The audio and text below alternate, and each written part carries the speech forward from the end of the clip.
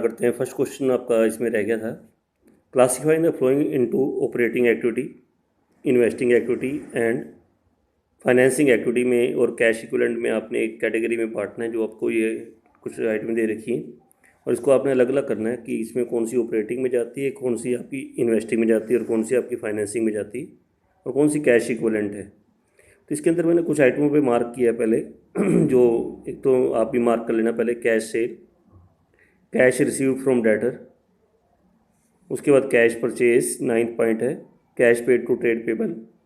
इसके अलावा office expenses हैं, सेलिंग वाले हैं, मैन्युफैक्चरिंग एक्सपेंसेस हैं।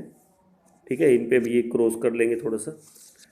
और इसके बाद एक इधर भी देखते हैं नेक्स्ट पेज पे, इस पर भी किया हुआ कुछ मैंने, कमीशन एंड रॉयल्टी रिसीव्ड है, 20 नंबर आइटम है, और एक आपकी रेंट पेड है।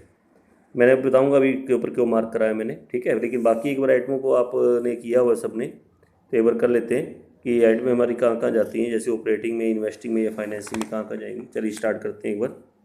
अब सबसे पहले आपकी आ रही है परचेज ऑफ बिल्डिंग, बोलते जाइए साथ साथ। ये बताइए कहाँ जाएगी purchase of building, investing activity में।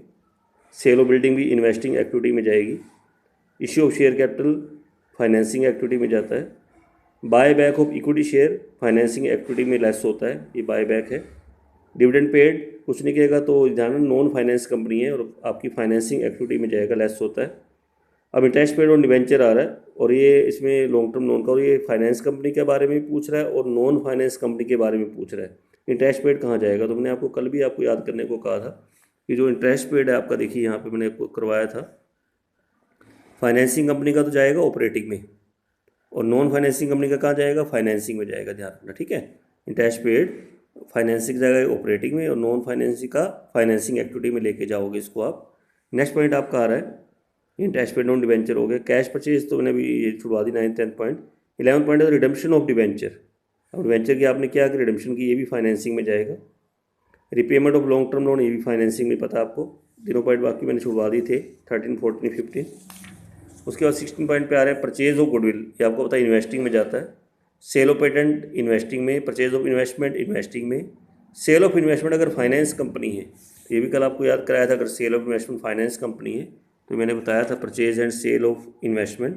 अगर फाइनेंसिंग कंपनी है तो जाएगा ऑपरेटिंग में, क्योंकि इसकी मेन एक्टिविटी होती है, नहीं तो अदरवाइज हमारा इन्वेस्टिंग में जाता है नॉन फाइनेंसिंग कंपनी में, ठीक है। तो इसमें दोनों पूछ रहा है कि फाइनेंस कंपनी और नॉन फाइनेंसिंग कंपनी में सेल ऑफ इन्वेस्टमेंट कहाँ जाएगा, तो sale of investment finance company का तो ऑपरेटिंग में जाएगा, नॉन फाइनेंसिंग कंपनी का इन्वेस्टिंग एक्टिविटी में जाएगा, ठीक है।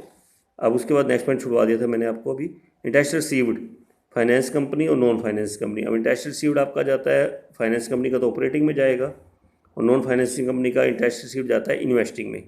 डिविडेंड रिसीव्ड फाइनेंसिंग कंपनी का भी ऑपरेटिंग में जाता है और नॉन फाइनेंसिंग कंपनी का जाता है इन्वेस्टिंग एक्टिविटी में। अब आ रहा है रेंट पेड, छोड़ देंगे अब इसको लेना। रेंट रिसीव्ड है, रेंट क्या है, रिसीव्ड कंपनी का, बिजनेस किसका, प्रॉपर्टी डीलर का है। तो मैंने कल आपको रेंट रिसीव्ड के बारे में बताया था, ये कि आपका रियल एस्टेट बिजनेस था, नीचे बता रहा था प्रॉपर्टी का बिजनेस है, तो रेंट परचेज सेल लैंड और रेंट रिसीव्ड ऑपरेटिंग एक्टिविटी में इसको शो करना आपने, ठीक है।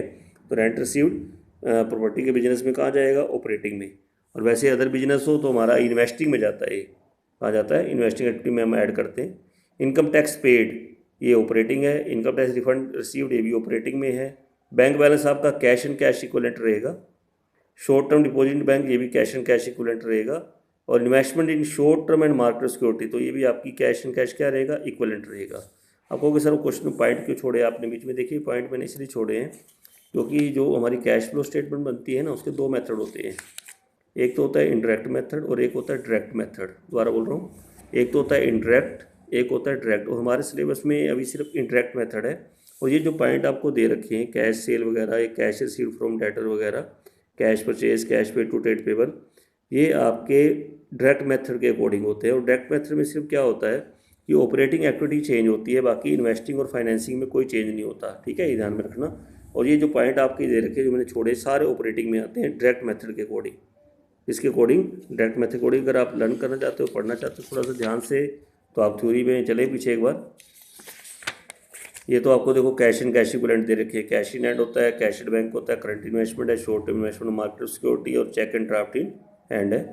अब मैं आपको बता रहा, जैसे ऑपरेटिंग एक्टिविटी बता रहा था ना, कैश फ्लो फ्रॉम ऑपरेटिंग, ये डायरेक्ट मेथड के हिसाब से दे रखा है।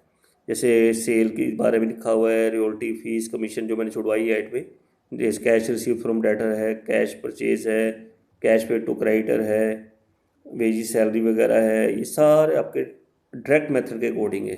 जबकि सिलेबस में हमारे पास कौन सा मेथड इंडायरेक्ट है, लेकिन फिर भी आपको सजेस्ट करूँगा क्या पता थ्योरी में क्वेश्चन में 1 मार्क्स में कुछ पूछ ले आपसे, तो एक बार इसको अच्छी तरह पढ़ लेंगे। ऑपरेटिंग में क्या आता है, इन्वेस्टिंग फाइनेंसिंग में तो सेम वही है, इन्वेस्टिंग फाइनेंसिंग अलग नहीं है, सिर्फ ऑपरेटिंग थोड़ी अलग है, ध्यान रखना। तो इसमें जितनी भी आइटम मैंने आपको सामने छोड़ी है, ये वाली आइटम जो मैंने फर्स्ट क्वेश्चन में बता रहा था आपको यहाँ पे, जैसे कैश सेल है ये ऑपरेटिंग में आता है, कैश रिज्यूम डेट ऑपरेटिंग में आता है, कैश परचेज ऑपरेटिंग में आता है, कैश पे टू ट्रेड पेबल ऑपरेटिंग में आएगा, ऑफिस है, सेलिंग है, मैन्युफैक्चरिंग सब ऑपरेटिंग में आते हैं।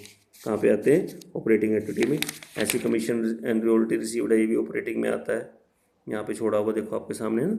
और उसके बाद ये रेंट पेड है, ये भी ऑपरेटिंग में आता है, ठीक है, ध्यान में रखना। अच्छा, उसके बाद जैसे मैंने कल बता ही दिया था फाइनेंस और नॉन फाइनेंस कंपनी के बारे में। अब जैसे सेकंड क्वेश्चन करोगे तो आप इसके अंदर भी आपने बताना है ऑपरेटिंग, इन्वेस्टिंग और फाइनेंसिंग में बताना है, फाइनेंस कंपनी के अंदर बताना है और नॉन फाइनेंस कंपनी के अंदर भी बताना है। देखिए अगर आप फाइनेंस कंपनी की बात करें तो सारी ट्रांजेक्शन केवल 9th पॉइंट छोड़ देंगे आप। 9th पॉइंट है डिविडेंड पेड, ये सब आपकी जितनी भी आइटम है सब ऑपरेटिंग में जाएंगी। कहाँ जाएंगी, ऑपरेटिंग में, सब आपकी मेन एक्टिविटी हैं। और ये सब आप कहाँ के लिए कहाँ लेके जाओगे, ऑपरेटिंग एक्टिविटी में। सिर्फ आपका 9th पॉइंट है जो आपका dividend paid to shareholder, वो आपका फाइनेंसिंग में जाएगा। कहाँ जाएगा, फाइनेंसिंग में। लेकिन उसके बाद जो नॉन फाइनेंसिंग कंपनी है, ठीक है, उसमें all the transaction except number 8 और 9, 8 और 9 को छोड़कर सब इन्वेस्टिंग एक्टिविटी में जाती हैं। कहाँ जाती हैं, इन्वेस्टिंग एक्टिविटी में, ध्यान रखना। 8 ये है और 9th ये है, इंटरेस्ट पेड, डिविडेंड पेड, क्योंकि दोनों फाइनेंसिंग में जाते हैं आपने किए। बाकी सब जो आइटमें हैं ये आपकी इन्वेस्टिंग में जाती हैं, नॉन फाइनेंसिंग कंपनी के अंदर। आप इसे पढ़ के देख लीजिए ध्यान से, अच्छी तरह से एक एक आइटम को देखिए। जैसे purchase of investment, sale of investment अगर मैं कहूँ फाइनेंसिंग कंपनी का तो ऑपरेटिंग में जाता है, जबकि अगर दूसरी कंपनी का हो तो इन्वेस्टिंग में जाता है। लोन एडवांसेस भी इन्वेस्टिंग में जाते हैं आपके, ठीक है, ध्यान में रखना। तो ये पॉइंट थोड़ा थोड़ा इसको पढ़ लेना आपने, कौन कौन सी पॉइंट है। ऐसे थर्ड क्वेश्चन भी सेम है, इसके अंदर भी आपने ऑपरेटिंग है, इन्वेस्टिंग और फाइनेंसिंग बतानी है। अब जैसे ये था ना, cash received against service rendered, cash paid against service taken, ये ऑपरेटिंग एक्टिविटी में डायरेक्ट मेथड के हिसाब से है। कौन से मेथड के हिसाब से, डायरेक्ट मेथड के हिसाब से। कैश परचेज है, ये भी डायरेक्ट मेथड के हिसाब से है, ऑपरेटिंग में जाएगी। परचेज ऑफ शेयर तो आपको इन्वेस्टिंग में लेके जाना है, पेटेंट परचेज भी इन्वेस्टिंग में जाता है। तो ये पॉइंट आप सारे ना एक बार करके देख लेंगे, कोई भी डाउट हो तो मुझसे आपने पूछ लेना, ठीक है। तो इसके अंदर भी फिर वही बताना है, ऑपरेटिंग में, इन्वेस्टिंग में और फाइनेंसिंग में, ये ध्यान रखना।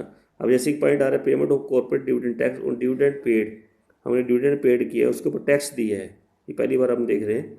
तो डिविडेंड पेड हमारा कहाँ आता है, फाइनेंसिंग में आता है ना। तो ये जो टैक्स है उसके ऊपर लगेगा, वो भी आपका फाइनेंसिंग में जाकर लेस होगा, क्योंकि इसी के अंदर ऐड होता है, डिविडेंड पेड के ऊपर ही लगता है टैक्स आपका।